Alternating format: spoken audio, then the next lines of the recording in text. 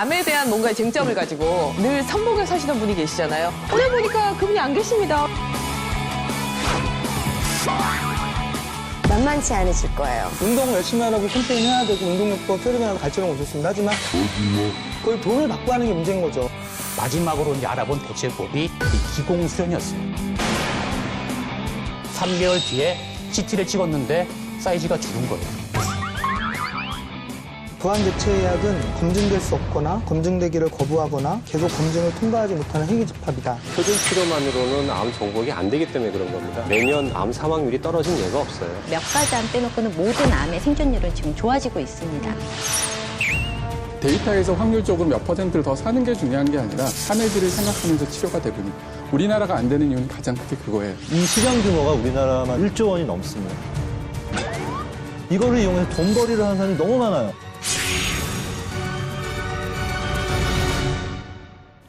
암 극복의 새로운 방향을 제시합니다. 토크 배틀 암과 나의 최윤경입니다. 반갑습니다. 자, 정말 박수 칠 일이 있는 게 국내 연구진이 세계 최초로 암 치료와 진단을 동시에 할 수 있는 의료용 로봇을 개발했다는 소식이 들리네요. 머리카락 절반 정도의 크기의 초미세 로봇인데요. 얘가 이제 항암제가 든 캡슐이 암세포만 선택적으로 죽이는 기술을 가졌대요. 예, 그래서 현재 동물 실험을 통해서 타당성이 입증됐다고 합니다. 이제는 우리가 충분히 정복할 수 있는 시대가 될 것 같아요. 그런 일을 하기 위해서 열심히 일하시는 분들을 암과나 스튜디오에 저희가 모셨습니다. 소아기 내과 교수 한정호, 호스피스 완화 의료 사업 과장 장윤정, 의학 전문 기자 신재원, 동서의학 결합 박사 이승혁, 완화의학 전문의 염창환, 암 전문 통합의학 교수 김진목,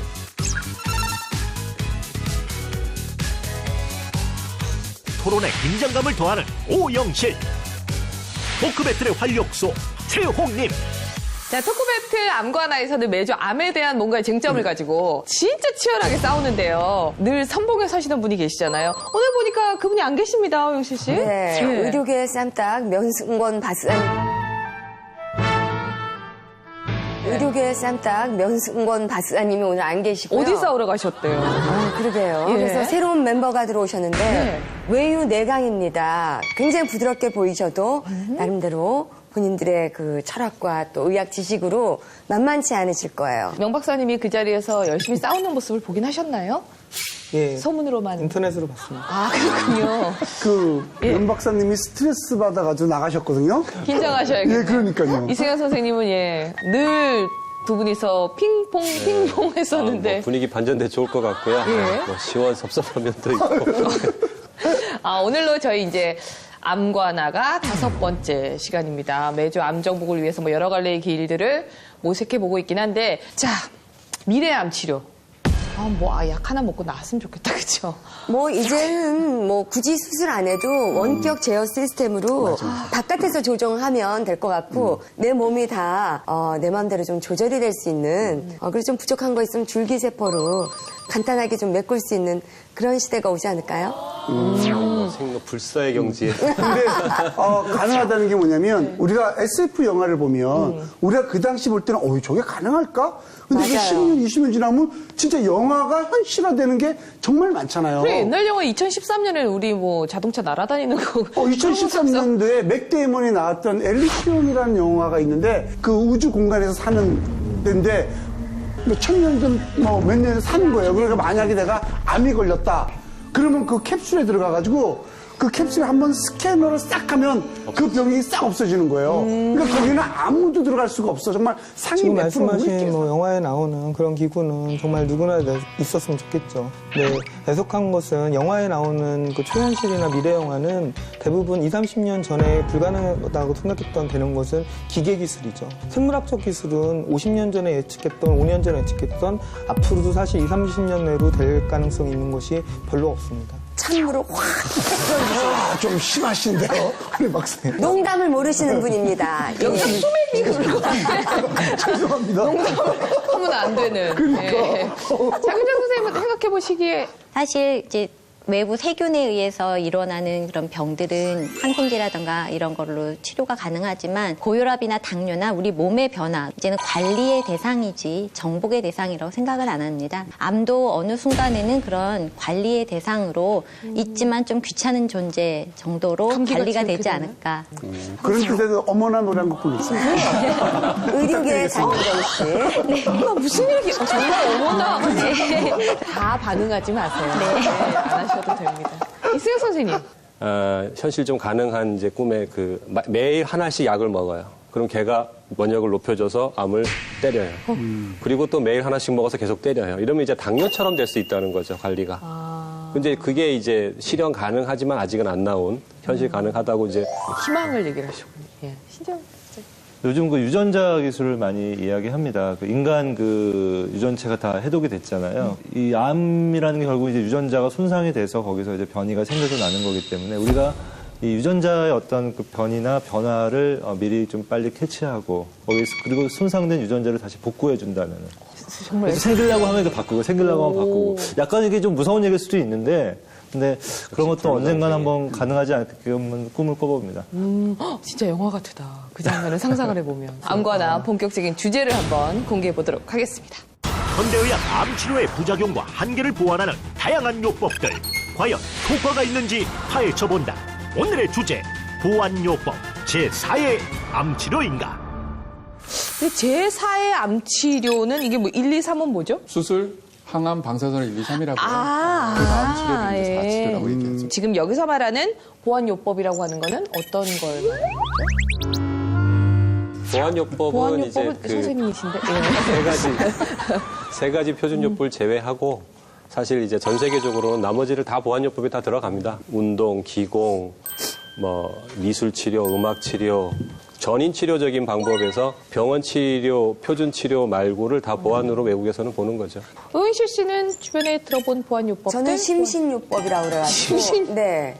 기도를 통해서 낫게 할 수 있다는 가수분이 주변의 하는 건 분들이 아니고. 참 많으셨어요. 믿음이 부족하야 그냥 수술을 했지만 명상도 있고. 그래, 명상. 식물과 함께 있으면서 또 치료를 하시는 분들도 또 들어는 봤어요. 보지는 못했지만. 조사를 한 게 있는데 서울대학교 암병원에서 전국 12개 병원의 말기암 환자들을 대상으로 지금 이제 보완 대체요법을 해 보았는가 경험 유무를 이제 조사를 했는데 응답자의 42%가 해본 적이 있다. 그러니까 반 이상은 뭔가를 치료를 하면서도 보완으로도 하고 아니면 아예 치료를 적고 대체로도 해본 적이 있다라는 대답을 했다는 거예요. 각각 이제 입장을 간단하게 정리를 좀 부탁을 드릴게요. 먼저 한정호 선생님. 서류 들은 거 한마디로 정리하면요. 네. 보완대체약은 검증될 수 없거나 검증되기를 거부하거나 계속 검증을 통과하지 못하는 행위집합이다. 그러니까 우리 팀은 아주 일괄되게 스탠다드. 검증되지 않으면 우리는 쳐줄 수가 없다. 거기를 통과시켜줘라. 네. 네. 이승엽 선생님. 이 주제가 자꾸 이렇게 암과 나 이렇게 하는 것 자체가요. 표준 치료만으로는 암 정복이 안 되기 때문에 그런 겁니다. 지금까지 한 50년 이상 이제 한 걸 연구를 보면은 매년 암 사망률이 떨어진 예가 없어요. 그러면 화학항암요법을 비롯해서 표준요법은 이미 암의 한계가 와 있다고 인정이 많이 하기 때문에 외국에서도 대체요법, 보완요법 많이 나오는 거거든요. 저는 이제 암센터에 있으면서 작년 연말에 우리 암 사망률과 암 생존율에 대한 치료율 같은 걸 발표를 했어요. 근데 몇 가지 암 빼놓고는 모든 암의 생존율은 지금 좋아지고 있습니다.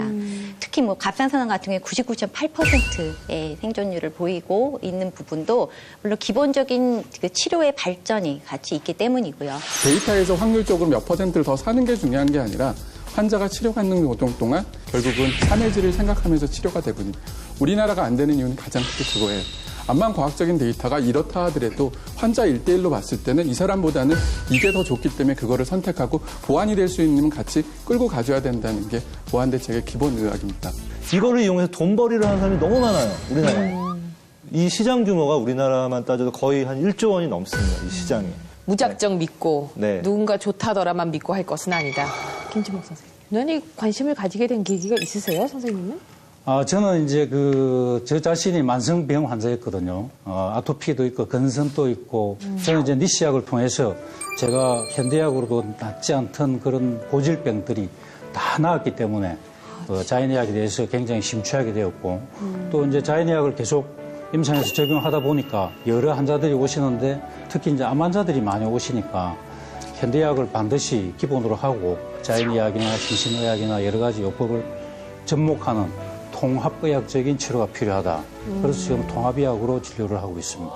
저희가 이제 오늘 모실 사례자분은 보안요법들 중에서도 조금은 특별한 요법을 경험한 분을 모셨어요. 어떤 이야기를 들려주실지 박성민 씨 모시겠습니다.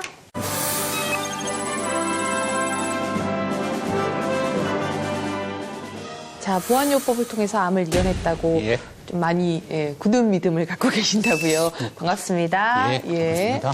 뭐 진단 받았을 때부터 얘기를 좀 천천히 해주시겠어요? 예, 뭐 그 전에 먼저 좀 궁금한 게 있는데요. 저기 뭐 장 선생님이 답변을 해주시면 좋을 것 같습니다. 그러니까 폐암 3기 진단을 받고 좌폐 절제술을 한 다음에 항암과 방사선 치료를 했고 그 이후 1년 후에 재발을 했어요. 재발을 해서 그 표적 치료제라고 하는 일회사를 처방을 받고 다시 내성이 생겨서 한 3개월 만에 중단이 됐습니다. 그 이후에 한 15개월 동안 아무런 병원적 치료를 받지 않고 있다고 하면 그 환자가 생존할 확률이 얼마나 될까요? 너무 어려운 질문인가요? 예, 폐암에서는 이제 저희가 진행성 병기라고 하는데 지금처럼 2기 이상에서 진단이 된 경우 5년 생존율은 한 18% 정도로 생각을 합니다. 그러면은 수술한 다음에 재발한 상태라 그러면 병기가 몇 기죠? 3기로 말씀하신 게 맞고요. 아, 나중에 이제 재발암으로 되신 거라고 말씀하시면 됩니다. 예. 근데 제가 사실은 이제 저의 경우입니다. 제가 사실은 저는 뭐 그때까지만 해도 의사 선생님 말씀을 신처럼 믿고 선생님이 하라는 대로만 했다가 항암 치료가 하기 힘든 치료인데 지금 내 몸에 암세포가 없는데 꼭 굳이 할 필요가 있을까? 하지 않으면 반드시 재발을 한다. 그랬는데 1년 뒤에 재발을 했어요. 항암 치료 다 예. 했는데도. 1년 뒤에. 그 다음에 담당 선생님께서 하시는 말씀이 폐암에서 재발되면 상당히 힘들다. 2년 생존하기가 쉽지 않을 거다. 표적 치료제인 일회사 처방을 이제 받아가지고 고약을 먹었는데 3개월 만에 더 터졌어요. 그다음에 신랑에 물이 차고 더 이상 의사 선생님 말씀 신뢰할 수 없겠구나. 그다음부터 다른 대체요법을 많이 알아봤었죠. 네. 그래서 뭐 몸에 좋다고 하는 무슨 비타민C 정맥요법도 했었고 또 그다음에 뭐 한약도 먹어봤었고 왕뜸도 했었고 코이단부터 해가 좋은 것들은 많이 먹어봤습니다. 그러다가 이제 6개월 정도 지나다가 다시 또 커지기 시작하더라고요. 그래서 마지막으로 이제 알아본 대체요법이 기공수련이었어요. 그러니까 항암 기공이라고 그래서 말도 맨 처음에는 항암 기공. 예, 그래서 좀 약간 사이비 같고 과연 어떤 이런 약두로 안 되는 게 기공으로 과연 치료가 될까. 의심이 들어가지고 그 이제 수련원을 찾아갔었죠. 암 환자분들이었는데 하루에 4시간을 운동을 하는 거예요. 그래서 과연 저게 가능할까. 건강한 사람도 하루에 4시간 걷기가 쉽지가 않은데 암 환자, 그것도 말기암 환자분들이 이제 그 기공 수련을 실제 열심히 했죠. 한번 보여주실 수 있으세요? 그 그렇죠. 2시간을 수련을 상당히 하는 게. 이게 동작이 여러 가지가 있는데 두 손을 단전에 모으고요. 이거는 용동관기법이라 그래서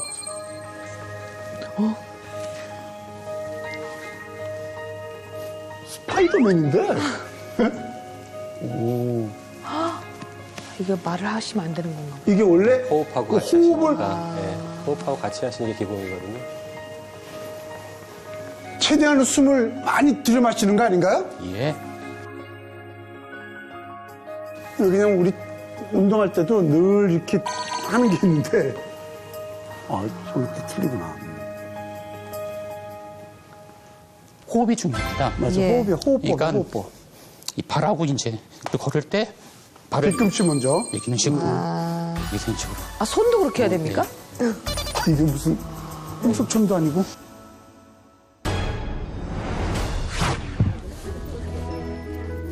기공수련을 통해 암을 극복한 수많은 사람들. 함께 운동을 하며 마음속 의구심은 믿음으로 변했다. 원래는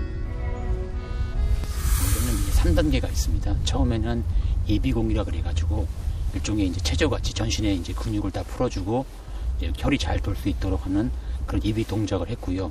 그 다음에 이제 무국장이라 그래서 가만히 서가지고 자신과의 대화를 명상 시간이라고 생각하시면 됩니다. 그래서 몸을 차분히 살기 위해서 죽을 힘을 다해 기공수련에 매달렸다. 하루 4시간 걷고 또 걷다 보니 몸에 조금씩 변화가 생기기 시작했다. 같은 경우는 느낀 변화는 일단 제가 폐활량이 되게 좋아졌습니다. 제가 이제 폐가 한쪽밖에 없다 보니까 뭐 조금만 2층, 3층만 올라가도 숨이 차가지고 중간에 쉬고 올라갔었는데 기공을 3, 4개월 하고 나니까 한 4층 정도까지는 쉬지 않고 그냥 올라갈 수 있는 정도의 그러니까 폐활량이 분명히 좋아졌고요. 두 번째는 아침마다 이제 쾌변을 볼 수 있습니다. 그래서 하루를 아주 시원하고 가볍게 시작하고 체력이 회복되자 몸속 깊숙이 자리 잡았던 암덩어리도 기적같이 사라졌다. 걸으며 내 몸과 지난날을 되돌아본다. 생각을 할 때도 있고 그냥 아무 생각 없이 걸을 때도 있는데 주로 생각을 한다 그러면은 뭐 당연히 가족 생각, 그 다음에 내가 아프기 전과 지금과의 어떤 생활, 좀 더 마음을 잡고 앞으로 좀 더 건강하게 살아야 되겠다. 주로 뭐 그런 생각 많이 하죠. 남의 일이라고만 생각해왔던 암. 건강에 있어서는 누구보다 자신 있었기에 충격은 더욱 컸다. 급작스럽게 들이닥친 죽음 앞에 마음이 무너져 내렸다. 사실은 별로 생각하고 싶지 않은 그런 기억인데요. 가장 힘들었던 것은 아무래도 내 미래가 불확실하고 더구나 어떤 생존율이 높지 않다 보니까 내 나이에 비해서 일찍 죽음을 생각하고 내가 일찍 갈 수 있다는 그런 불안감과 두려움, 그리고 또 내가 먼저 혹시 갔을 때 남아있을 식구들에 대한 어떤 그런 미안함, 죄스러움, 사실 그런 게 심적 갈등이 가장 힘들었었습니다. 견디기 힘든 고통의 시간. 혼자였다면 이겨낼 수 있었을까? 막막한 어둠의 터널을 지나올 수 있었던 건 바로 가족의 힘이었다. 가족들은 늘 절 위해서 기도해주고 생각해주고 하니까 고마운 점이 아니라 가족들은 그 존재만으로도 저한테는 고마움이고 그 존재만으로 제가 지금까지 잘 투병하고 잘 이겨낼 수 있는 그 힘의 원천이 됐던 것 같습니다. 그냥 존재만으로도 무한히 감사합니다. 이제 3개월을 했는데 3개월 뒤에 CT를 찍었는데 사이즈가 줄은 거예요. 정상 상태와 별 차이가 없는 상태가 된 것이었죠. 상태가 된 것이었죠. 근데 그 전에 이제 이 기공 수련을 하기 전에 했던 다른 보안 요법들은 박성민 씨에게는 아무런 효과가 없었던 아니죠. 거죠? 효과는 있었죠. 분명히 제가 자라던 암세포가 6개월 정도 멈췄던 것은 그런 어떤 보안 요법이 효과가 있었기 때문에 저는 멈췄다고 생각이 들어요. 근데 그게 이제 한 6개월 정도 있다 보니까 한계가 돼서 다시 자라기 시작했던 거고. 효과를 암이 자라지 않았으니까 효과를 봤다라고 말씀을 하시는데 그거는 효과를 본 게 아니에요. 그거는 헷갈리시면 안 되는데 암이 그냥 멈춰 있으면은 그냥 노 리스판스입니다. 반응이 없는 겁니다. 그냥. 그러니까 그 효과에 대해서 우리가 아무런 평가를 할 수 없는 거고 효과가 있다고 얘기할 수는 없는 거예요. 이제 박성민 씨 개인의 이야기를 저희가 들은 거니까요. 이제 박성민 씨 건강 잘 추스르시고요. 예. 저희 오늘 힘든 이야기신데 나와서 얘기해 주셔서 정말 감사드립니다. 그리고 또 마지막으로 드릴 말씀이 하나 있는데요. 지금 이 시간에도 많은 암 환자나 식구분들이 고통에 시달리고 있습니다. 그렇죠. 그게 사기, 또 폐암이다, 췌장암 같은 경우에는 많은 희망을 잃고 살고 있습니다. 제가 늘 드리는 말씀 중에 하나가 지금이 많이 힘드실 겁니다. 지금이 끝이 아니기 때문입니다. 분명히 당신의 미래는 훨씬 더 좋아질 거라는 확신을 가지고 하루하루 생활하신다면 또 좋은 결과가 있기를 저는 믿어 의심치 않습니다. 네, 감사합니다. 기공요법 사례자를 봤는데 저 기공이 동작을 보니까 광림 기공이에요. 이게 광림이라는 게 사람 이름이거든요. 저 여자분이고 화가예요. 이름을 붙인 거네. 네, 자궁암, 유봉암부터 해가지고 이거를 낳고 반복을 한 6번 이상 하셨다 그래요. 그리고 60년대에 그래서 아예 안 되겠다 싶어서 다른 거 이것저것 하다가 자기만의 동작을 이제 또 다시 이렇게 취합해서 만들어서 지금 그 북경에 가면 그 북해공원이라고 있는데 공원에 수백 명이 저 동작을 하시고 다니시는 거예요. 뉴스에 나오고 지금 운동하시는 걸 지금 설명하시는 모든 것들이 절대 나쁜 게 아니잖아요. 전 관절을 이용해서 운동하는 건 절대 나쁜 것도 아니고 암, 치료, 뭐 암 완치 이게 이제 들어가는 것이 그걸로는 보안요법 대체요법으로 돼서는 안 된다고. 실제 예. 제가 이제 미국의 NCI에서도 기공과 가지고 연구를 하는데 그 효과는 삶의 질 향상이나 뭐 수면 개선 이런 쪽에 효과를 보는 거지 그게 암의 크기를 줄인다거나 암의 뭐 암 환자의 생존율을 늘린다거나의 목적과 그런 방향으로 쓰이진 않는다는 거죠. 유방암, 자궁경화, 난소암 환자 수술하고 나서 방사선 치료하고 나서 이 손이나 다리가 붓는데 이 사람들에 대해서 가장 기본 치료가 뭐냐? 복식호흡이에요. 복식호흡을 통해서 우리의 림파틱스를 순환하게 해줄 뿐만 아니라 면역세포를 활성화시켜서 암을 억제해주는 효과가 있다고 이제 저희 교과서에 이렇게 실려갖고 이제 그렇게 치료하고 있고요. 근데 이제 문제는 계속 이제 거기에 무슨 요법을 붙이거나 그거가 치료는 아니라는 거죠. 어떠한 의사도 주류의학, 현대의학에서 운동하지 말라고 안 합니다. 운동은 정말 좋은 거예요. 그걸 돈을 받고 하는 게 문제인 거죠. 한 달에 몇십, 몇백, 몇천을 받는 사람들이 암을 붙이는 게 문제인 거죠. 문제라는 암을 거죠. 치료한다고 해서 영리행위를 취하는 게 문제라는 겁니다. 제4요법으로 이게 표준요법 비슷하게 되면은 병원에서도 할 수 있고 가이드라인도 나올 수 있고 적정한 수가도 나올 수 있고 그래서 지금 그러니까 그러려면 검증을 통과해야 되겠죠. 그러니까 그 검증이요. 만약에 그다음에 기공 굳이 같으면 기공치료하고 태극권 운동 도장 다니신 거를 왜 병원에서 뺏으려고 하세요 그러면? 그건 얼마든지 지금 일상생활에서도 가능하고 저희한테 암치료가 부작용이 많음을 알려주지 않는 것이 의사들의 문제다라고 얘기하듯이 문제 맞습니다. 지적당하듯이 마찬가지로 그 정도의 돈을 받고 치료를 하려면 사람들한테 받으려면 특정 암을 치료를 이만큼 했을 때 표준의학보다 얼만큼의 확률로 치료율이 높습니다라고 얘기를 해줘야 되는데 그런 건 아무 데서 못 봤거든요. 근데 그거 앞에 암 치료, 뭐 암 완치 이게 이제 들어가는 것이 그걸로는 보안요법 대체요법으로 돼서는 안 된다고. 잘못된 정보로 잘못된 길을 가서 잘못된 비용을 쓸 수도 있는 건데 공신력 있는 센터에서 그런 것들도 보완해 주는 거. 이게 이제 통합의료 계통으로 그렇죠. 미국에서도 MD, MDS나 이런 데서 다 실제 암센터에서도 저희가 하고 다 이렇게 교육교실이라고 서비스 해서 해주거든요. 스트레칭이나 이런 운동, 영양에 대한 교육을 하고 있고요. 그거는 유병 일부분이지 실질적으로 지금 우리나라의 많은 요가라든지 뭐 이런 데에서 그 뭐 단전호흡도 일하고 뭐 이런 데서 그렇게 하는 데는 거의 없어요. 실질적으로. 그러니까 저희가 지금 이제 보안 대체요법이라고 하는 것들을 이제 음지에서 퍼져나가고 있는 것들을 막겠다고 일망타진하자 그러고 저희가 이제 이 프로그램 하는 게 아니라 그러면 이제 요 사례자분은 기공요법을 통해서 본인이 효과를 봤다고 하는 사례자를 저희가 만나봤는데 이번에는 그러면 어느 정도 효과를 인정받으면서 병원에서 시행하고 있는 요법에 대해서 그럼 얘기를 한번 해볼게요. 네, 고주파 온열 암 치료에 대해서 얘기해 주실 두 분을 모시도록 하겠습니다. 보안 대체요법을 둘러싸고 벌어지는 전문가들의 치열한 토크 배틀 암과 나 2라운드가 펼쳐집니다. 그 통증, 압박하는 그 아주 그 쪼여드는 그 통증이 다 가라앉았어. 고주파 온열 암 치료. 네네네. 그때는 걷잡을 수 없이 복수가 차갖고. 그래도 기계 한 대가 5억 정도 하는 걸로 제가 알고 있습니다. 이걸 대거 또 막 들여놓기 시작해서 환자들한테 돈벌이를 한단 말이에요. 금액 갖고 얘기하면은 처음 들어온 건 대학병원이었어요. 대학병원 처음 들어올 때 70만 원 받았어요. 실제 효과를 보지는 못하는 경우를 수도 없이 보게 되니까 의사들은 그거 몰라요. 오히려 치료할 때만 보기 때문에. 제일 좋기는 뭐냐면 대학병원이 권해야 돼요. 아니, 저도 동의를 하는데요. 실제로 그 오해를 만드는 건 저희 의사들의 잘못도 큽니다. 왜냐하면 네, 고주파 온열 암 치료에 대해서 얘기해 주실 두 분을 모시도록 하겠습니다. 어서 오세요. 안녕하세요. 아니, 부부는 아니시죠? 두 분이 같이 등장을 하셔서. 부부싸움 하신 줄 알았어요. 네. 자, 먼저 고주파 온열 암 치료에 대해서 나는 좀 반대를 한다라는 입장을 보여주실 분이 정우일 선생님, 예, 그리고 찬성 입장이 이미정 선생님입니다. 근데 저도 사실은 처음 듣는 거라서 설명이 좀 필요할 것 같아요. 염창원 선생님, 네. 고주파 온열 암 치료가 어떤 건가요? 그 암 치료의 하나의 일종인데요. 네. 우리가 보통 이제 암세포가 약한 게 열하고 산소라고 그래요. 열을 암세포에 가하면은 42도가 되면은 암세포가 죽습니다. 그래서 실질적으로 이제 이 고주파 온열암 치료가 이제 효과를 보는 건 첫 번째는 직접적인 효과도 있지만은 또 하나는 뭐냐면은 이게 암세포의 세포막을 건드려주면은 항암 치료라든지 방사선 치료 효과를 더 배가를 시켜줘요.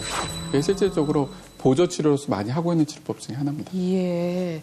일단 그러면 지금 이제 온열암 치료에 대해서 찬성 입장인 이미정 씨의 얘기를 먼저 들어볼까요?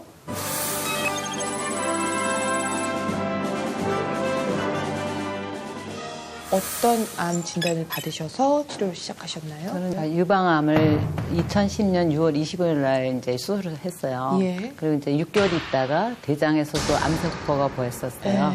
방사선을 33번 하고 고주파를 받았어요. 통증이 굉장히 심했었거든요. 수술을 이제 한 자리가요. 네. 그리고 림프를 4개를 띄우는 자리에서 그 부분에 부정이 났었어요. 이렇게 붓는 거요. 예. 입맛도 없고 그래서 굉장히 7kg나 빠졌었어요. 네. 그때.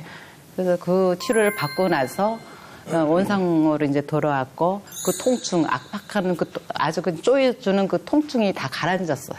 고주파 온열 암 치료. 네네네. 그리고 부정도 다 가라앉았었고 그 열을 하면은 그 암 세포가 죽는다 하더라고요. 그 열을 이제 쪼여주니까 그 대장암이 움직이지도 않고 제자리에 있었었어요.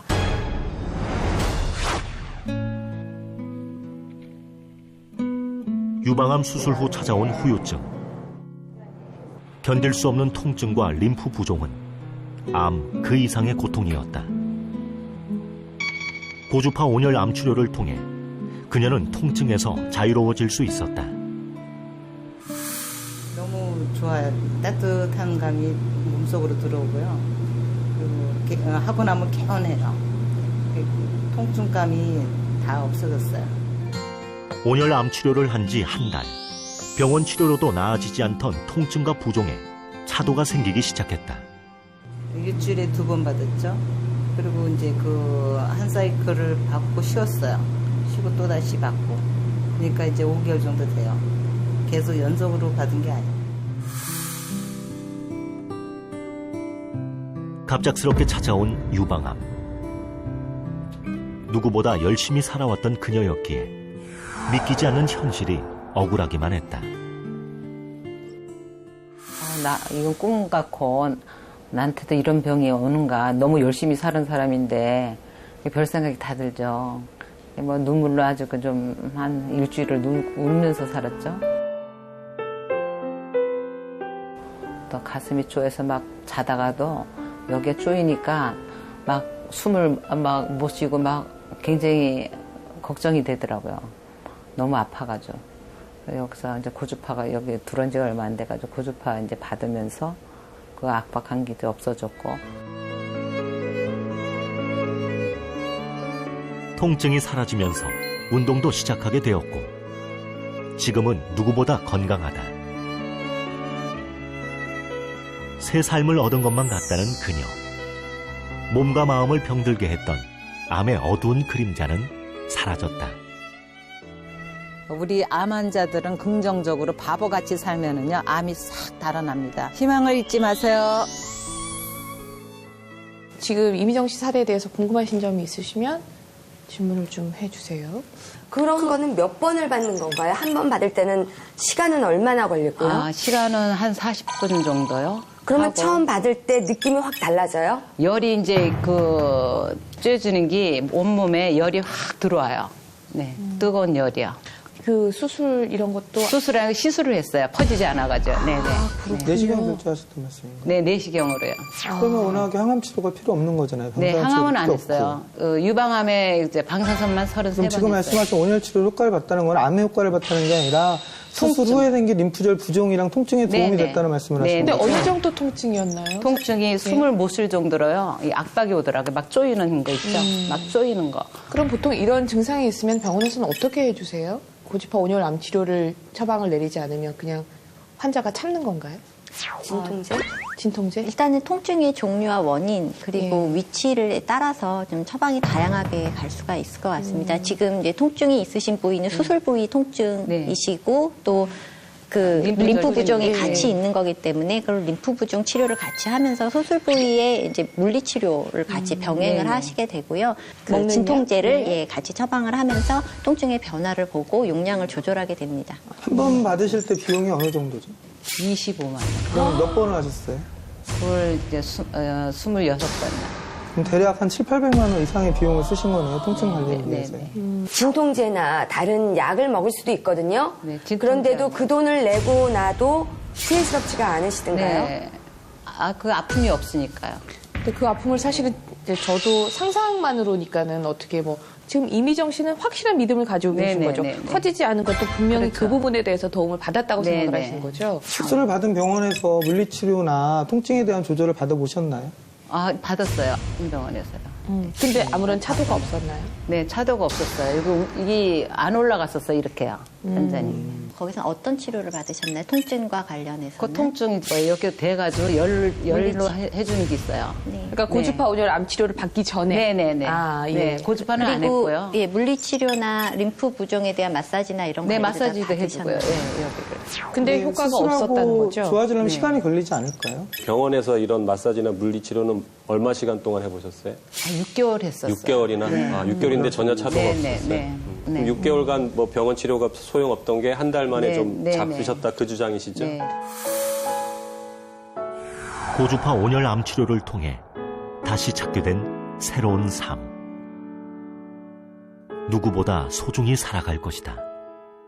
잘하지 않은 것도 사실은 그 암 치료 때문일 거라고 믿고 계신 분의 사례였었고요. 옆에 계신 분은 오늘 얘기를 쉽지 않으실 텐데 오늘 어쨌든 나와주셔서 다시 한번 감사드리고요. 오늘 얘기해 주실 분은 정울 씨 본인의 이야기는 아니시죠? 집사람이에요. 예.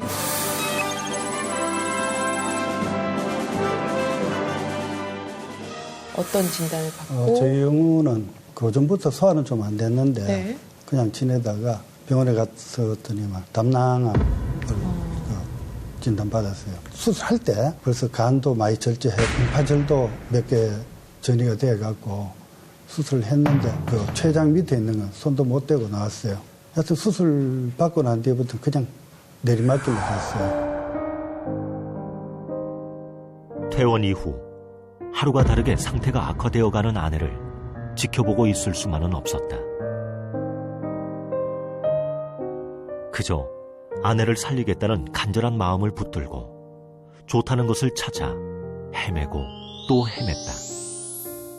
퇴원하고는 바로 한방병원에 가니까 집사람은 이제 그중에 미술톡 하는 거, 주사 맞고 사우나 같은 데 가갖고 등산도 좀 산책도 하고 이렇게 보냈는데 또 열이 나갖고 백방으로 이제 알아봤죠. 네. 알아보니까 고주파 온열 암 치료 기간이 뜨더라고요. 네네.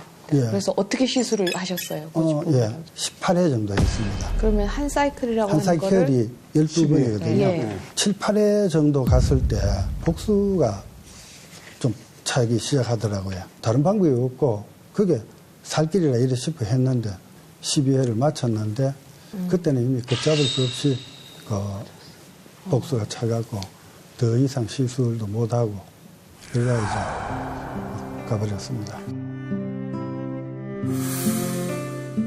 세상 누구보다 소중했던 아내와의 마지막 희망은 물거품이 돼버렸다.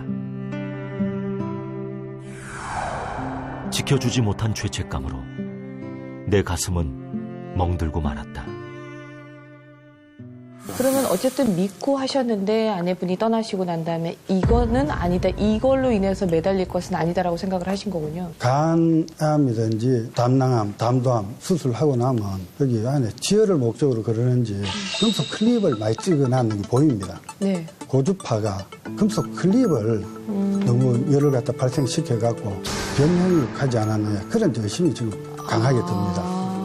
그거는 확인을 해보셨어요? 아니면은 아니요, 제가 수술하는 선생님의 근데 클립이 뜨거워지나요? 안 우리가 뜨거워지지 않나요? 보통 철이나 이런 것도 보면은 1000도가 넘어야 되거든요. 그러니까요. 그러면은 온열 암 40도까지 치료를 이렇게. 받지 말아야 되는 환자들도 있나요? 해야 되는 사람이 있고 안 해야 되는 사람도 있긴 해요, 사실은. 그리고 치료 효과가 얘기하시는 것처럼 온열암이라고 100%가 아니거든요. 보통 한 저희가 10에서 30% 정도 봐요. 그리고 본인 지금 현재 진행되고 있는 순간이었기 때문에 사실은 이제 그 온열암 치료는 효과는 없어요. 지금 그 상황 돼서 지금. 근데 그것 때문에 뭐 이게 병이 나빠졌다 그렇게는 얘기는 하기는 좀 그런 것 같아요. 온열암 치료에 대해서 이제 각각 입장이 좀 다르신 것 같아요. 완전히 좀 믿음을. 왜냐면 낳으셨으니까. 근데 정울 씨는 아내를 잃으셨기 때문에 뭐가 문제일까 계속 의구심을 갖게 되는 부분이 맞습니다. 있는 것 같아요. 오늘 이제 정말 어려운 자리 해주셨는데 건강도 잘 챙기시고요. 정울 씨도. 예.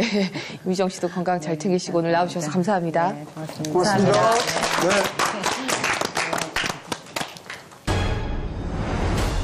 자, 고주파 온열 암 치료에 대한 두 사례자를 만나봤는데요. 제가 저 잘 아는데 고주파 온열방이라고 그래가지고 그 노래방처럼 고주파 온열방이라고 있어요. 그러면 저는 침대들이 거의 막 400만 원씩 해요. 나이 드신 분들 오셔가지고 암 걸리 수술하신 분들 와가지고 하루 종일 한 시간씩 누워있다 가시고 어떤 분은 정말 좋다라고 느끼셔가지고 사가시는 분들도 있고. 근데 지금 치료해 보면 그건 아니잖아요. 그거랑은 틀리다는 얘기인 거예요. 찜질을 하고 있는 거 그게 아닌 거잖아요. 완전 틀린 거예요?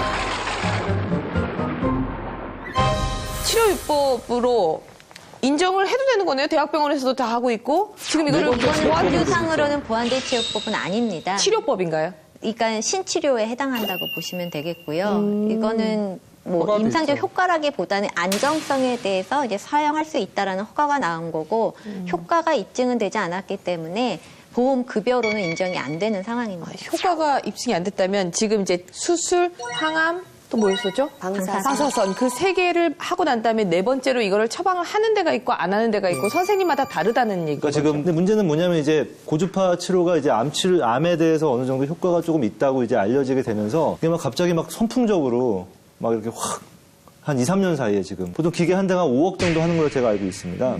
아무래도 치료비를 좀 많이 받을 수밖에 없고 이걸 대거 또 막 들여놓기 시작해서 환자들한테 돈벌이를 한단 말이에요. 금액 갖고 얘기하면은 처음 들어온 건 대학병원이었어요. 대학병원 처음 들어올 때 70만 원 받았어요. 근데 지금 가격 많이 다운된 거거든요, 사실은. 그 자본주의 사회에서 돈이 만들어지지 않으면 활성화가 될 수가 없습니다. 그러다 보니까 대학병원에서 좀 좋은 뜻을 가지고 했지만 이게 메이크마니가 되지 않으니까 그냥 사장돼 버리죠. 그 중에 하나의 학문이 림프 부종이에요, 사실은. 림프 부종 마사지가 지금 수가가 책정이 안 됐어요. 그래갖고 지금 뭐 한 번 하는데 1,000원, 2,000원 받으니까 1시간 동안 해줄 수가 없어요. 그럼 환자들은 계속 부종이 심해지는 거. 외국에서는 사실은 이 암 환자들 생존율이 늘어나고 완치하는 사람이 많기 때문에 후유증 관리를 굉장히 많이 해요. 근데 우리나라 환자들 자궁경부암 방사선 치료하고 나서 방광염 다 생겨요. 근데 의사들은 그거 몰라요. 모르게 치료할 때만 보기 때문에.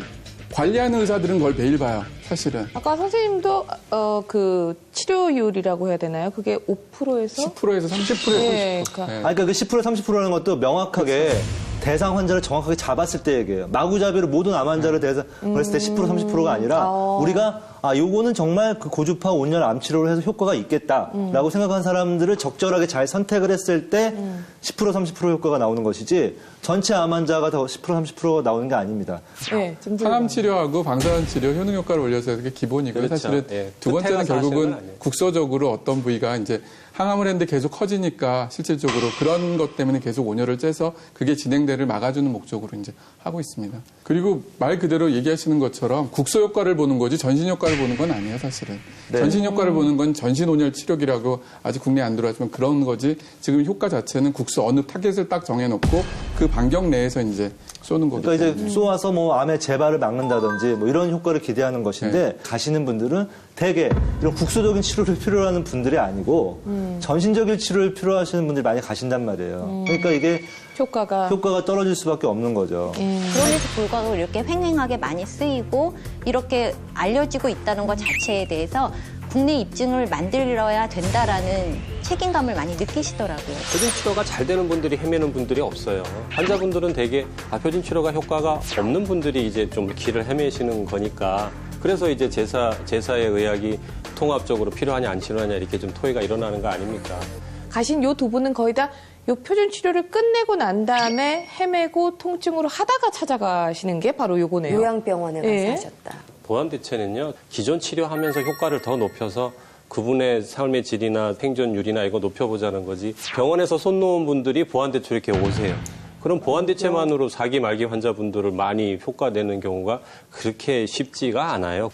말기암 환자분들 외래로 상담을 하신 선생님들 얘기를 들었는데 10분이 오시면 한 8분, 5분 가까이는 또 이런 여런저런 치료를 또 받고 오세요. 하지만 그분들에게, 가족들에게는 뭔가를 더 해준다라는 마음의 위안이 될 수 있을지언정 실제 효과를 보지는 못하는 경우를 수도 없이 보게 되니까 그런 데에서 헤매시는 환자분들을 보면 저희는 너무 안타까운 거죠.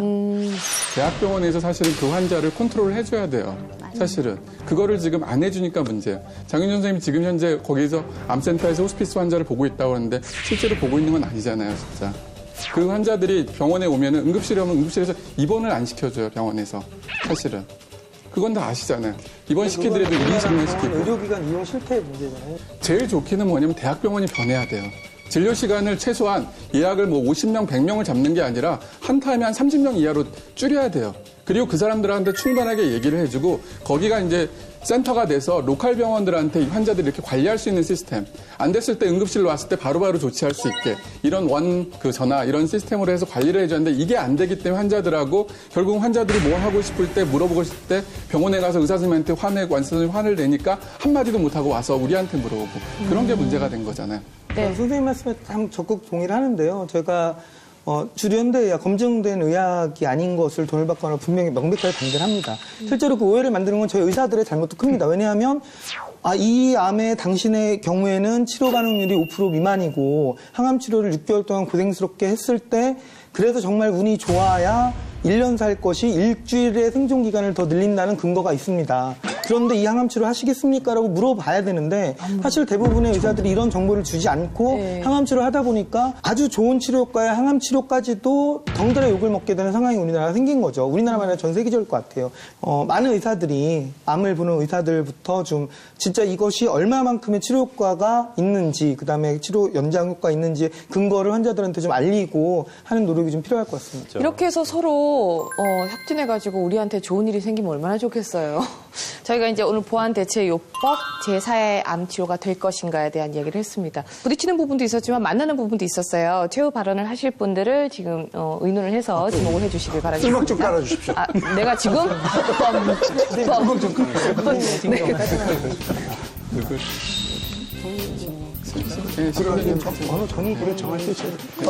저희는 정했습니다. 정했는데 1, 2, 3. 신세훈 기사님. 네. 시작해 주세요. 암치료가 이제 뭐 계속 발달하고 뭐 제4의 암치료법이 좀 앞으로 나와야 된다는 어떤 바람이 개인적으로 있습니다. 하지만 아직까지 나와 있는 것들이 아직 그 수준에 도달하지 못했다는 게 좀 아쉽고요. 그리고 이 환자의 보안요법, 통합요법 이런 것들을 결국은 제도가 좀 바뀌어줘야 돼요. 어느 정도. 그래서 정부가 암 환자 보장 많이 해준다 이런 것만 선전하지 말고 이런 부분에도 좀 더 신경을 써줬으면 하는 그런 바람이 있습니다. 네. 맞습니다. 그쪽도 한번 임성 선생님. 말 많이 한 것 같은데. 예, 준비되셨으면 시작해 주세요. 그 보안 치료나 대체약 치료가 사실 아직은 검증은 없지만 그 병원에서 대학병원 큰 병원에서 환자들 관리들 특히 암 환자들이 제일 힘들어하는 게 투병 과정 동행이에요. 그 순간에 의사 잡아줄 수 있는 의사들이 없다는 게 제일 힘들어한다고 합니다. 그래서 그분들한테 좀 따뜻하게 발견하고 따뜻하게 대해준다면은 환자들이 굉장히 많은 치료 효과도 얻지 않을까 하는 생각입니다. 저희가 표준 치료와 그 나머지 이제 또 보안 대체 요법이라고 얘기하는 것들 나눠서도 얘기를 했었고 오늘 이제 한꺼번에 또 얘기를 해봤는데 오영실 씨는 어떠셨어요? 이런 많은 정보를 통해서 내가 선택할 그 어떤 범위가 많이 넓어졌다는 것에서 좀 약간 기쁜 마음이 있고요. 그런 것들이 이제 쌓여서 조금 더 과학적으로 뒷받침돼서 환자들이 조금 더 행복한 세상이 빨리 좀 찾아왔으면 하는 그런 바람이 있습니다. 네. 최영림 씨. 저는 이제 의료를 하다 보니까 혼자 디자인하는 것보다 같은 사람이 같이 디자인하면 더 좋고 더 기능성 있는 의료를 잘 만들 수 있는 것 같아요. 그래서 우리도 양방 한방 이렇게 나누지 말고 정말 이렇게 같이 융합이 돼서 환자를 위해서 의사분들이 좀 더 수고를 해주셨으면 손을 잡고 그랬으면 더 좋을 것 같습니다. 정말 진짜 따뜻하게 좀 잘 대해주시고 어쨌든 노력 많이 해주시길 바라겠습니다. 자, 토크 배틀 암과나 오늘은 여기까지입니다. 감사합니다.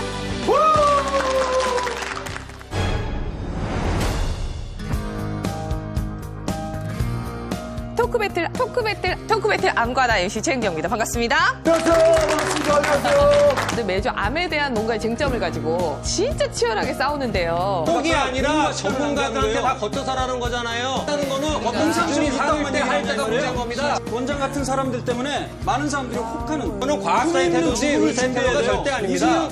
가만 기다리는 사람은 그거 양심하지 마세요. 잠깐만요. 의견 충돌이 있긴 하지만 암을 정복하고 싶은 그 바람은 아마 다 똑같은 마음일 거예요.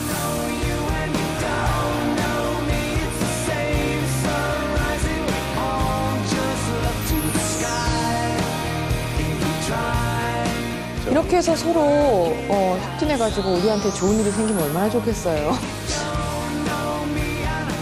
자, 토크 배틀 암과나 오늘은 여기까지입니다. 감사합니다.